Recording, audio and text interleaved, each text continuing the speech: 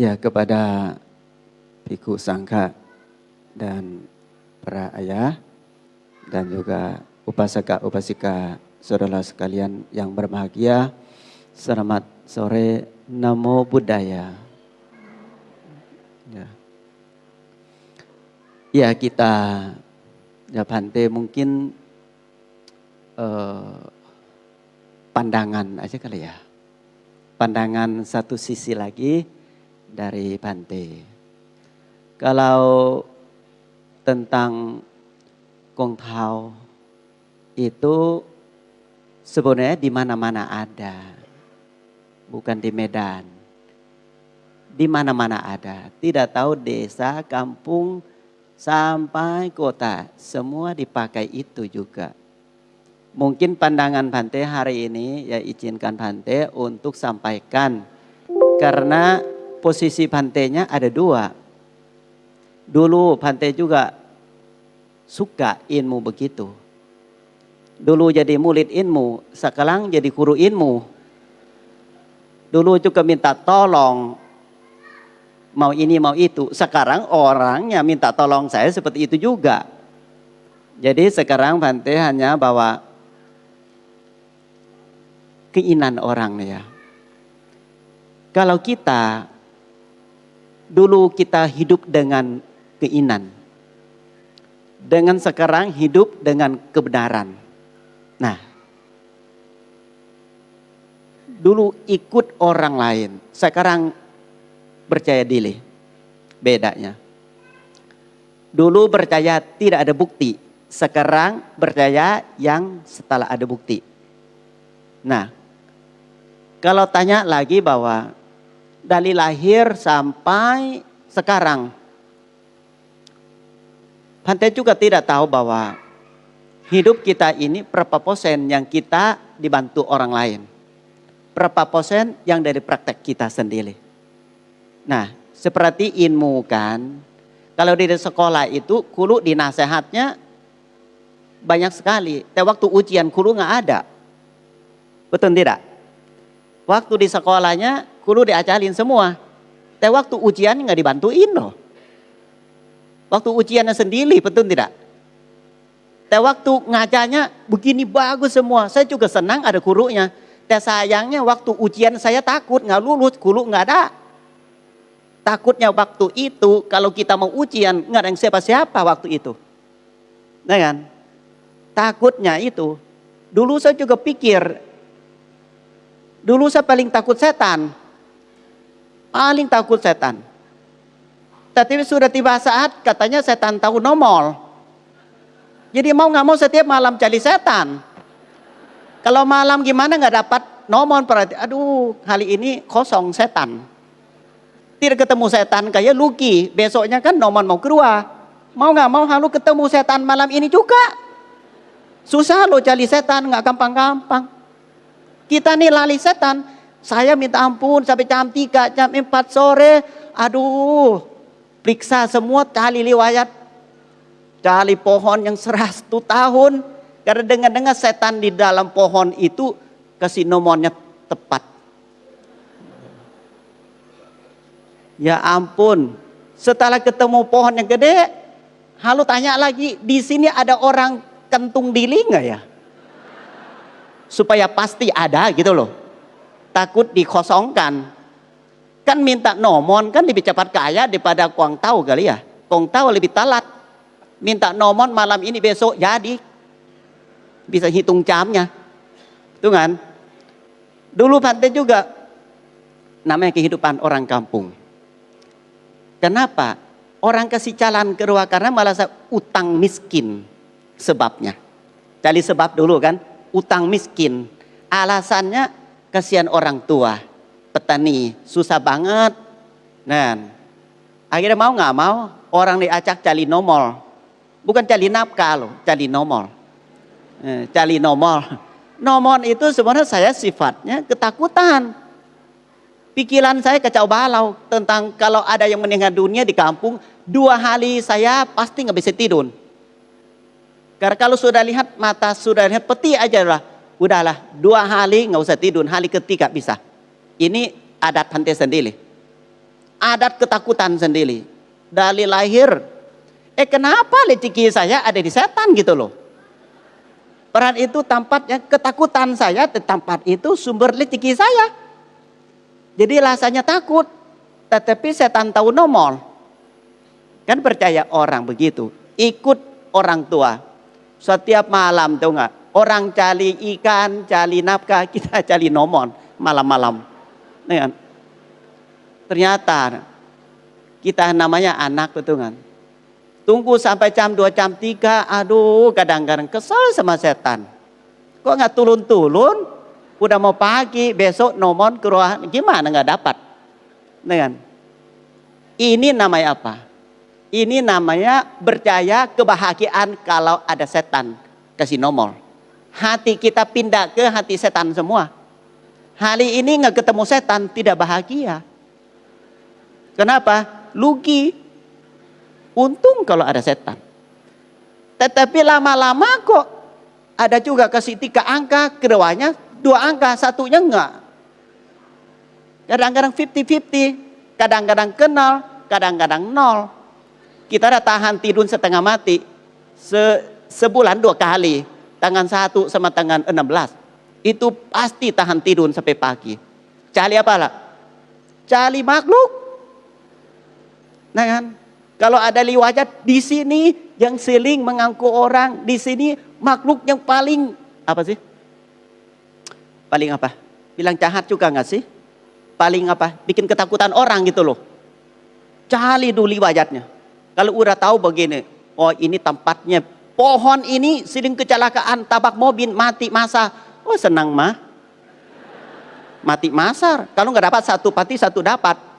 Kalau satu pohon cuma satu makhluk kan belum tentu dia melayani kita. Dari ketakutan tahu nggak? Karena kita berubah pikiran. Jadi ketakutan menjadi kesenangan. Paham nggak? Jadi rasa ketakutan sekali. Dulu pikiran makhluk itu kenapa kita. Sekarang karena kita pindah hati, pindah pikiran bahwa makhluk itu memperoleh rezeki. Setelah itulah cari makhluk setengah mati. Yang pernah ada dimanapun orang gosip. Pohon itu selalu ada makhluk. Atau nah kan, disitulah ada orang bunuh diri. Atau di sana sering kecelakaan. Waduh. Buka buku dulu liwajat. Ada di mana makhluk. Ini berubah pandangan loh. Dari ketakutan jadi kesenangan. Nah. Kejebak begitu berapa tahun tuh. Kejebak. Kenapa? Karena kita menghina diri sendiri bahwa aku nggak punya rezeki. Lupa diri. Kalau bahasa Indonesia kacang lupa. Ya. Pantai juga. Waktu itu karena untung-untungnya duit sih. Untung-untungnya duit. Sampai takut setan. Jadi nggak takut setan. Untung-untungnya kekuatan duit. Yang kita bahas ini untung-untung adalah. Untung-untung cari apa? Cari kong tau juga untung-untungnya. Pantai cari setan untung-untung juga. Ya itulah satu jalan. Nah kan satu jalan. Saya kejebak begitu cukup lama. Ternyata benar hitung waktu dan dapat rezeki dari setan itu. Memang manusia memang. Kalau hari apa nomornya pas dapat duit tahu nggak? Terbalik setelah dapat duit malah kita lali apa? Cari minuman kelas pesta. Lupa makhluknya. Lupa makhluknya. Kita pesta langsung ke warung.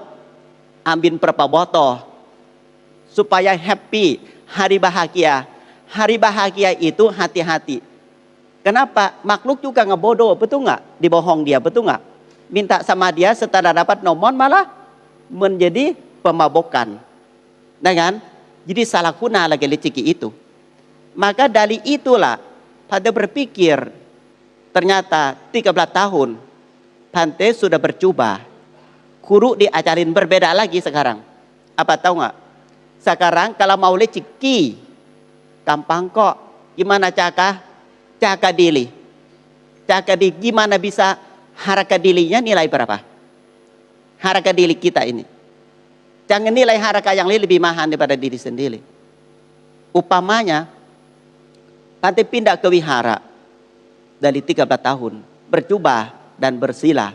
Ternyata dulu Bante cari duit sama, tahu nggak, orang meninggal dunia itu, kalau orang Thailand itu kalau meninggal dunia suka bawa koin masuk ke mulut, betul nggak? Lalu manyatlah masuk ke mulut, kremasi. Bante paling suka hari kremasi, hari rezeki saya. Jelas, kenapa jelas? Kremasi soleh saya ikut. Besok ambil tulang saya ikut. Saya nggak ambil tulang, saya ambil duit. Duit dari mana? Duit dari mulut mayat itulah. Jelas sekali, saya dapat berapa banyak. Karena inilah keberkatan dengan kita kebiasaan kebahagiaan dengan pakai uang. Ini keberkatan. Kita kebiasa bahagia dengan pakai uang. Kalau pegang uang rasanya kaya, rasanya mau apapun jadi orang sakti dengan keuangan itu. Betul kan? Ternyata salah. Salah kenapa? Ternyata waktu itu memang saya nggak pernah takut apapun. Karena mana untung-untung yang penting saya dapat duit. Seperti pemabukan duit gitu loh. Nah padahal saya dapat dikit doang. Tetapi saya bahagia. Karena diajarin tentang duit itu adalah bahagia. Kalau dapat duit dapat sekala-kalanya. Terbalik. Ternyata waktu saya bercoba tidak punya uang. Tetapi makanannya pelimpah. Sakit obat-obatan pelimpah. Mau coba mau pakai berapa juga pelimpah. Tapak tinggan kuti tinggan piku juga pelimpah. Akhirnya duit yang dulu saya cari 4 ini semua hidup juga nggak bakal ketemu 4 ini. Ternyata sewaktu saat saya berubah pandangan saya jadi umat, jadi samanela aja. Rezeki 4 datang semua. Nggak usah ketemu setan lagi deh. Nggak usah lewat setan. Tidak usah malam-malam hari cari di mana ada setan. Betul kan? Nggak usah lagi. Karena ini rezeki kebenaran. Dan setiap hari. Dan setiap saat. Dan untuk selama-lamanya. Ini bisa kok. Bante coba. Sekarang ya. Antara anak 13 sampai sekarang 48. 35 tahun berjubah. Ternyata rezeki Bante bisa bagi orang ribuan. Padahal saya nggak ada kantor, saya nggak kerjaan, tetapi saya ada kejujuran. Nah jujuran apa tahu nggak? Meta, cinta kasih sayang ke orang lain. Maka sekarang itu Bante mau ajak kita. Sekarang banyak orang, banyak sekali di Jakarta dimanapun masih ada adat juga sama Bante Kamsai. Kalau kamu mau cari jodoh, cari Bante Kamsai. Bante juga bilang, Bante pernah bertanya orang pinter bahwa sebenarnya Bante Kamsai ada jodoh nggak sih? Saya tanya balik, tanya orang pintar, boleh bilang ada. Saya bilang, oh ya ada ya. Ini udah 48 loh. Ternyata tanya di mana adanya? Sudah cari 7 keliling belum lahir. Jodoh Bante Kamsai ada tapi belum lahir. Sebenarnya ada atau nggak ada jadinya? Nah, katanya ada. Di mana? Belum lahir. Saya udah 48, jodoh belum lahir. Bante harus tunggu enggak sih? Ini karena katanya. Ternyata sekarang daripada Bante tunggu jodoh nikah itu lebih baik Bante cari jodoh sehati Bante. Sehati apa itu? Baik sama baik. Betul nggak? Jodoh tidak baik sama baik. Jodoh. Ternyata sekarang Bante ketemu umat yang baik hati, ribuan hati yang jatuh cinta. Bukan cinta fisik, cinta kasih sayang. Setiap kali ketemu Bante selalu senyum. Kalian ketemu pacaran tidak selalu senyum loh. Lebih nyamin saya loh. Saya ketemu umat, aduh sopannya sopan benar. Betul kan? Datang setiap kali datang perempuan bilang apa tuh? Bhante, apa yang kami bisa bantu kasih kabar ya. Coba pacaran ada nggak omong kemanisan begitu? Yang ada yang saya bisa bantu kasih tahu ya. Ada nggak omong? Sebulan sekali juga nggak omong. Kalau saya setiap kali dengar. Itu namanya cinta. Jangan stop. Dilanjutkan sampai cinta kasih sayang. Ini lebih bukti daripada nyong-nyong kan. Dulu Bhante jadi muda, kecil juga suka ilmu gitu cari. Ternyata kebanyakan nyong-nyong, sebi nyong-nyong juga bingung nyong-nyong. Dulu saya juga begitu banyak banget. Banyak sekali, oh ini nomor 1. Besok datang nomor 1. Nomor 1 berapa nomor? Datang ini, Bhante ini bagus nih nomor 1. Kalau lama-lama datang lagi, ini baru lagi, bagus tidak? Bagus dari sebelumnya, nomor 1. Dia berapa nomor nyong-nyongnya? Ternyata sekarang Bhante bikin juga bisa. Ternyata terbaliknya. Kita sekarang berkenalkan pandangannya. Terbalik.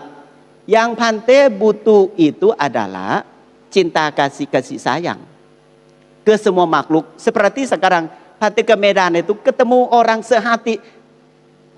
Tadi kemarin panitia bilang bersediakan kursi sampai 1.500 kalau nggak salah ya. Inilah yang saya suka banget. Kenapa? Tidak usah nyong-nyong juga ketemu kok. Tidak usah pakai pelet juga datang kok. Betul nggak? Acak berbuat baik ini nyong-nyong ajaran Buddha. Betul nggak? Kenapa begitu? Coba kalau saya banyak pikiran, saya yakin saya menderita sekali. Karena orang minta tolong saya banyak sekali. Barang saya berapa ember mereka titipan mati. Barang sakti semua. Barang sakti semua. Berapa ember banyak sekali. 20 tahun di Indonesia saya ketemu barang yang sakti, nggak tahu di laut, nggak tahu di darat, nggak tahu di mana-mana. Ada semua. Ada sama saya semua. Tapi saya nggak tahu cara pakainya. Jadi nggak sakti jadi. Kasih Bhante ini bagus.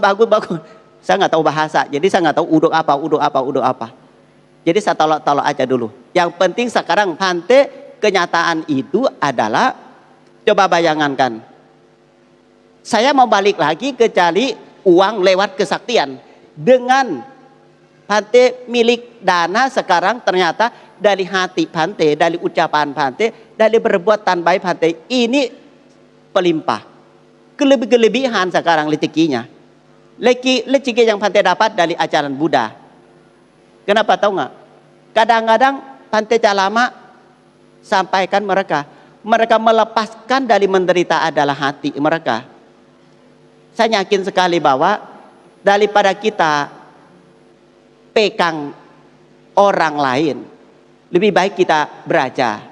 Kalau ada masalah, secepatnya pakai kebijaksanaan. Jangan kejebak di situ, cepat-cepat lewat. Karena ingat dokter di dunia ini bagus-bagus semua. Tapi Bhante juga akan ketemu dokter yang paling hebat di dunia. Dia tulis begini. Satu katanya, dokter yang terbaik di dunia ini adalah tubuh Anda adalah dokter yang terbaik. Setuju nggak? Setuju tidak? Kita kan sakit cari dokter sampai Amerika di mana. Ternyata di situ ditulis bahwa tubuh Anda adalah dokter yang terbaik. Gimana? Siapa yang terbaik? Katanya tubuh Anda adalah dokter yang terbaik. Balik lagi ke kamu, Anda sendiri jadi dokternya. Betul kan? Seperti badan kita mau panjang umur, batin kita nggak mau panjang umur. Dokter yang mana bisa dukung yang mana? Nah kan? Dulu Parate juga kurang sehat. Cari dokter. Pengen mau tahu, mau sehat. Ternyata malam itu dokter bilang, Bhante tidak boleh tidur malam-malam. Ya, tidak tidur malam, tidur kapan? Orang kan tidur malam dong. Katanya nggak boleh tidur malam. Ya udah, saya cepat-cepat tidur. Dan tidak boleh makan. Ini Sudah kurang tidur, nggak boleh makan lagi. Apa nggak sakit saya? Udah, karena Fatih mau ambil darah.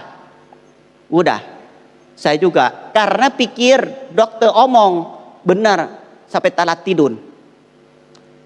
Sampai ingat-ingat dokter omong gitu sampai jam 1 nggak tidur. Cari menyakit. Setelah itu paginya bulu-bulu ke dokter mau check up semuanya katanya. Dengan ternyata sampai di situ check up semua katanya, ambil darah semuanya 6 botol. Tahu saya di badan segini ambil 6 botol, 1 botol setengah ke udah pusing-pusing. Kan nggak kasih makan, nggak kasih minum, darah diambil. Setelah diambil tahu nggak? Stres saya, tiba-tiba lepas jubah saya, pakai baju biasa. Aduh, seperti turun ke neraka, tahu nggak? Sakit hati. Mau check up badan, teh sakit di hati. Karena dokter bilang halu pakai anjang biasa dari rumah sakit. Aduh, saya takutnya umat datang. Tiba-tiba lihat pantai kam saya, kok sudah lepas jubah? Sayanya gimana mukanya? Udah sakit di dalam sekarang. Saya sembunyi di mana juga nggak nyaman. Aduh, sudah jadi piku sampai 30 lebih, kok tiba-tiba pakai baju begini? Lihat rumah sakit seperti alam mana nggak jelas. Sebenarnya jadi orang aneh. Ternyata setelah itu saya suruh ditunggu. Saya periksa dokter. Luang pertama periksa ternyata tiba-tiba dokter bilang saya kanker loh. Sakit kanker loh. Ya ampun, ini jantung telok di mana coba? Kemarin makan juga enak, tidur juga enak, tiba-tiba udah dekat masuk peti. Siapa bisa terima omong sembarangan? Saya bilang, loh kenapa dokter kok bilang saya sakit kanker? Udah berapa kami kemo? Loh, kok kemo? Siapa yang kemo? Ya ternyata nilainya kepala botak. Saya bilang, memang kalau kepala botak itu orang sakit kanker semua apa? Ini saya cari kesehatan bukan cari penyakit loh. Sekarang kayak dulu ke sahabat sama dokter, sekarang agak musuh deh. Katanya tanya saya sudah kemo berapa kali? Saya bilang sudah 35 tahun kemo sebulan 2 kali. Kali berapa? Udah mati muda kali. Masa lihat kepala botak aja bilang kemo. Tidur di wihara tidak ada umat satu mata pun lihat kepala botak piku itu piku sakit kanker. Mau di check up sehat-sehat ada tambah penyakit. Nah kan? Setelah itu tiba-tiba dia bilang tahu nggak? Oh yang duduk di depan itu istri papa ya, tuh kan? Mulai cari penyakitnya. Kebetulan ada ibu satu tunggu di depan luang, pikir itu istri saya. Ini sebetulnya saya ini siapa sih sebenarnya? Ini saya mau cari dokter atau cari masalah? Nah kan, sudah sakit hati nggak? Sehat-sehat bilang kita ini sudah kemo. Lihat perempuan duduk di depan bilang istri saya. Setelah itu tahu nggak? Tiba-tiba suruh cek mata katanya. Cek mata. Suruh saya baca huruf A, B, C. Saya bilang, loh, saya mana bisa baca? Saya kan orang Thailand kan. Saya nggak bisa baca dong. Saya bilang E, B, bukan A, B. Ya, saya gimana? Saya kan bukan tulun beranda. Saya tulun Bangkok. Anda nggak bisa baca? Bukan nggak bisa, saya nggak bisa omong. Mata saya lihat,แต่mulut saya kan nggak bisa, tidak bisa bahasa Indonesia yang soalan sekolah. A, B, C, D, udah saya dapat sampai gitu doang. Ternyata dia bilang saya masalah mata. Ternyata kasih obat mata saya lagi. Saya bilang, kok begini semua sih rumah sakit? Saya bilang, memang saya nggak bisa baca. Saya tahu itu A, B, C, D. Tetapi saya nggak bisa dilanjutkan. Saya kan nggak sekolah Indonesia, nggak sekolah bahasa. Saya cuma hafal omong. Bilang mata saya nggak beres. Salah lagi. Akhirnya dapat 1 botol obat mata. Setelah itu tahu nggak selesai lagi dia. Suruh lari. Periksa jantung.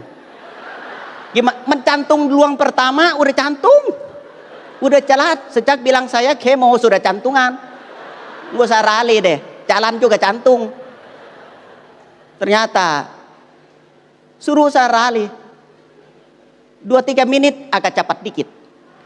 5-10 lebih cepat lagi. Saya bilang saya nggak kuat. Oh, kecantungan. Bukan, hubungan saya kurang tidur, hubungan saya dokter nggak boleh makan pagi, hubungan sama dokter ambil darah saya kebanyakan, hubungan dengan dokter fitnah saya jadi kanker, menfitnah saya punya istri di sini, menghubungan saya mata saya nggak beres, semuanya pikiran, kebenaran nggak ada sama sekali. Akhirnya benar, jantungan saya. Bukan jantungan di situ. Memang lemah, memang nggak makan kok. Untung nggak pingsan di tempat lainnya kok. Itu maksud saya. Pikirannya satu, kebenarannya satu. Betul? Betul tidak? Kalau saya percaya dokter semua benar-benar saya stres loh. Maka yang akan datang saya belum tuh berani cukur rambut loh. Setiap kali cukur rambut nanti oh ini kemo lagi. Betul kan? Setiap mau ketemu dokter, aduh darah saya diambil lagi. Nah kan? Maka sekarang Bante hanya pandangan aja bahwa apapun terjadi, tolong di dalam di luar kerjasama. Pandangan saya tahu. Sampai sekarang tahu nggak? Mata saya oke kok. Dengan semua tubuh saya adalah dokter yang terbaik ternyata. Pikiran saya normal saja. Maka saya percaya diri. Apapun terjadi, yang penting saya nggak pikiran yang lampau sama yang akan datang duluan. Sekarang saya terima pada adanya kalau ada berubah apapun. Maka pada harap bahwa ilmu apapun tunggu bukti, sabar, betul nggak? Sabar dulu. Maka di Medan kita kan banyak yang tanya-tanya Bante juga tentang Hong Shui, tentang apa-apa tuh kan. Terbaliknya Bante memang ada jodohnya. Jodoh apa tahu nggak? Bante banyak dong. Bante beli tanah. Banyak sekali Bante dapat hadiah yang besar-besaran di tanah itu. Banyak dapat kubulan hadiahnya. Beli tanah selalu ada kubulannya. Aduh kalau pindah kubulan biaya berapa? Nah saya berubah pandangan. Kalau orang lain kan kayak nggak enak kalau beli tanah dapat kubulan bangun rumah. Apakah Anda berani? Berani? Di dalam tanah itu adalah kuburan semuanya. Dapat tanah, dapat orang sekalian. Keluarga besar, lame, pagi lame, siang lame, apalagi malam lebih lame lagi. Rumah kita gak ada kesepian. Dengan akhirnya saya pandang berubah langsung. Saya bilang sama orang yang jual tanah, biasakan kuburan kan gak ada jual beli. Saya bilang gini loh Pak, Ibu, semuanya ada kuburan, ada saudara kalian yang kubur di sini ya. Iya. Gimana?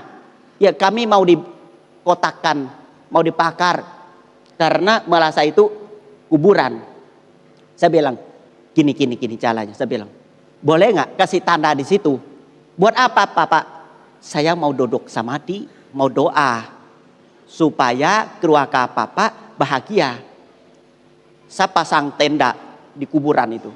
Ini kuburan, saya pasang tenda di atas. Saya lantai 2, dia lantai 1. Kan dia kan, saya kan 2 lantai kan. Dia kan kubur di bawah, saya di atasnya. Kalau rumah kan kondo kan saya dapat lantai 2. Terus saya tidur situ. Saya bilang sama keluarga, Pak, nggak usah pindah deh. Lebih baik kita pindah. Almarhum pindah ke alam lain aja, jangan pindah kuburan, capek kita keluar duit, pindah alam aja deh.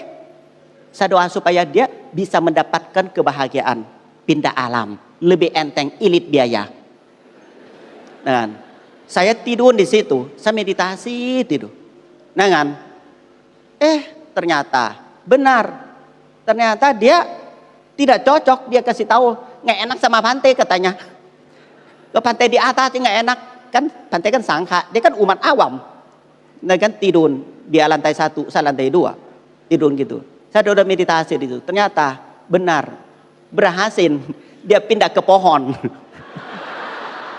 Ilit kan? Coba kalau suruh saya beli kuburan lagi, aduh Hong Sui saya pusing loh. 50 juta lagi loh. Lebih baik meditasi, angkat makhluknya. Saya bilang doa dulu, baca berita, meditasi, lalu pelimpahan jasa ke sana. Lalu omong baik-baik yang sopan-sopan. Ibu papa yang ada di lantai 1, nah kan, mendengar ini Bhante. Bhante datang untuk menolong. Ayo, nah Bhante datang, tolong turut bergembira. Betul kan?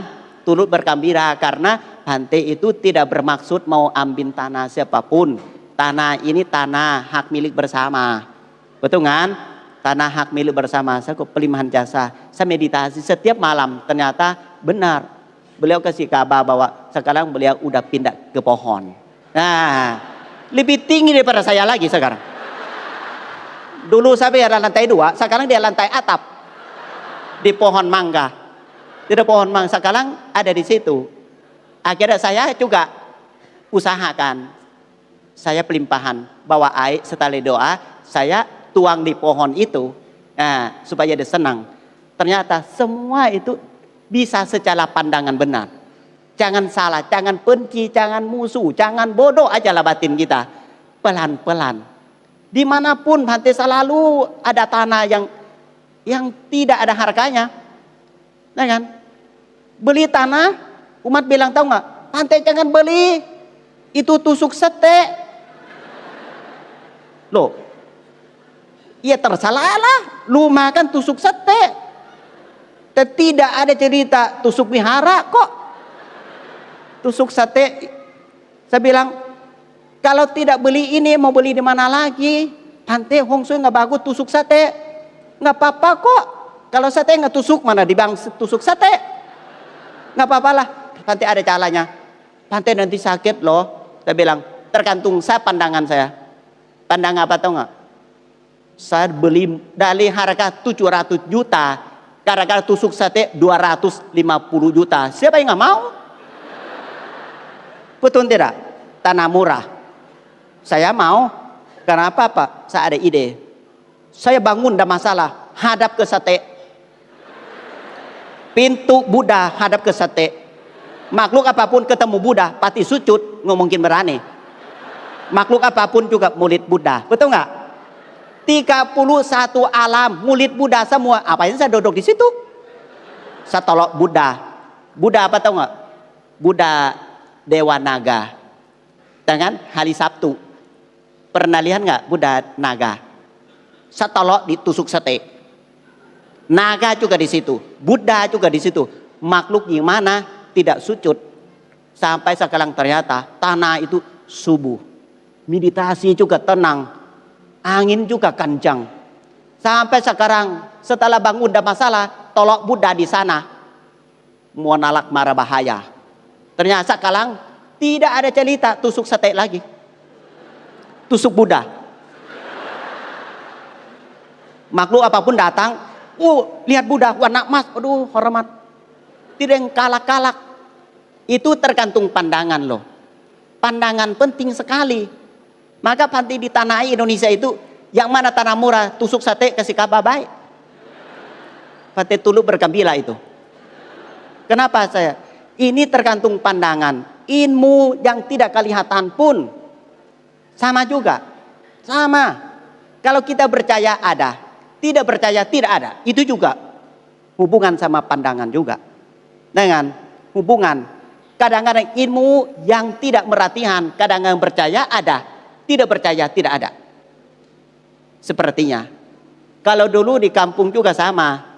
Kalau mau keluar kota, selalu minta tolong sama makhluk yang antar. Namanya makhluk dewa yang jaga kampung. Kan ada dewa jaga kampung itu kan. Dimohon, disacen dulu. Setelah itu ternyata dikasih sajen doa, suruh bawa besok mau pergi jauh, tolong diantar. Nah kan, ini nyaman dulu, benar, dicaga dan disajen terus, lama-lama betun. Dia ikut antar, ikut antar. Tapi bermasalahnya setiap tahun dia halu kesurupan orang, mau pergi kesurupan kasih tahu, mau pulang kesurupan kasih tahu pulang. Orang yang kena kesurupan setiap hari yang dia kesurupan itu dari pagi sampai sore. Pantai pernah tandangan orang kesurupan satu hari, tahu nggak, 36 kesurupan. Kira-kira alam mana saja itu? 36 kesurupan. Coba kita gimana dunia ini? Saya cuma sendiri manusia. Yang lain kesurupan semua. Kelilingnya 36 kesurupan. Ketemu kok jadi monyet. Ketemu kok jadi naga. Ketemu kok jadi raksasa. Aduh, kalau dunia manusia turun menurun kacau balau loh. Akhirnya saya bilang gini, sekarang kalau begini terus dunia kita jadi mana pegangannya? Akhirnya saya tanya, yang mana yang kesurupan pertama? Yang pertama kesurupan siapa? Saya cari. Kalau gitu saya bisa stres dulu, diteriak-teriak, loncat-loncat. Dia, aduh, beda alam, beda sifat. 36 sifat itu aneh, teriak-teriaknya tuh nangis, sedih, ketawa, senang ada. Kita kan sendiri manusia, yang lain kesurupan semua. Wah, kalau begini gimana caranya? Tadi pangkin, yang kesurupan pertama siapa itu? Kenapa? Seperti virus, tahu nggak? Kesurupan seperti virus, kenan ini kenan sampai nggak ada ujung-ujungnya. Ada teman saya kurang pengalaman, lihat orang kesurupan, dia hebat, dia pangkin cuma satu orang, apa kabar, kamu dari mana? Saya bilang, loh 36 kok tanya cuma satu, apa kabar, kapan selesainya? Saya gimana 35 orang? Saya bilang tidak. Yang kesurupan pertama siapa itu? Cari. Oh ini Pantai. Masuk ke kamar. Saya sidang sendiri. Saya bilang ini. Jangan. Sekarang jangan. Ini apakah pikiran? Apakah makhluk? Saya teskan bahwa ternyata dia itu waktu dia kesurupan. Karena dia rasa takut. Rasa khawatir. Jadi ketakutan, kelebihan, lemah, kesadarannya turun, akhirnya berubah langsung. Seperti kita ketakutan anak kecil yang dia nggak pernah tahu setan. Ibu salin, jangan ke pintu ada setan. Anak kecil kan batinnya belum kuat, betul kan? Kita selalu bilang di situ ada setan, di situ ada, karena supaya anak tidak ke sana doang tujuan kan? Betul tidak? Tujuan ibu cuma jangan anak ke sana, lebih baik dibohongi bilang di situ ada setan. Anak jadi percaya bahwa itu setiap pintu ada setannya. Lama kelamaan tahu nggak? Dari kecil, dari TK juga ada setan di pintu, dari SD ada setan di pintu, SMP ada setan di pintu, sampai tua juga selalu ada setan di pintu. Ternyata itu hasil dari bohong orang tua dari pertama kali. Saya bilang gini, saya lihat mata dia. Saya bilang, saya pegang tangan dia. Pokoknya pegang tangan Bante. Kalau ada apa, kasih tahu. Saya pegang tangan. Saya tenang. Saya bilang, sekarang kamu percaya diri. Kesadaran, kamu sedang sama Bante. Kamu sedang sama Bante. Dan juga saya bilang, sekarang kamu sadar. Jangan ketakutan, jangan pikiran. Apapun terjadi, saya tanggung jawab. Kamu berdua sama Bante. Jangan pikiran dari dua teriak-teriak lama, nggak usah pikir. Sekarang kamu sudah sadar belum? Sadar ya. Ingat kamu adalah kamu. Jangan takut, jangan khawatir. Pantai pegang dua tangan. Lilek. Jangan tekannya. Lilek. Sekaligus saya dalam hati saya juga pakai berita. Meta, cinta, kasih sayang sama dia. Meta penuh. Kurang lebih 5 menit sadar. Yang di luar itu 1 jam nggak sadar. Karena yang kasih kesadaran. Pikiran kontrol semuanya. Maka Bante mau sarankan, Apa yang kita kurang lebih kehidupan itu semua antara pikiran sama kesadaran, beda kerjaan. Lebih baik kita pakai kesadaran kerjaan daripada kita pusing sama pikiran. Karena dunia ini tidak sesuai dengan keinginan, tetapi sesuai dengan kebenaran. Itu sesuai banget. Yang Pante bilang, dulu Pante juga butuh duit, uncung-uncung juga jadi duit. Ternyata duit nggak tambah-tambah, yang tambahnya pusing. Harapan, sampai pesan harapan juga kecewa. Akhirnya nol. Tidak ada untung apapun dari percaya pikiran itu. Jadi sampai sekarang Pante jadi udah tahu jalan tengah yang terbaik. Untung sekali saya juga nggak mau, buat apa? Luki sekali juga buat apa? Lebih baik jangan terlalu untung, caka juga susah. Orang cari duit susah, orang caka duit lebih susah, betul tidak? Cari duit juga susah, caka duit juga susah. Sebab salah juga. Seperti sekarang juga. Orang kaya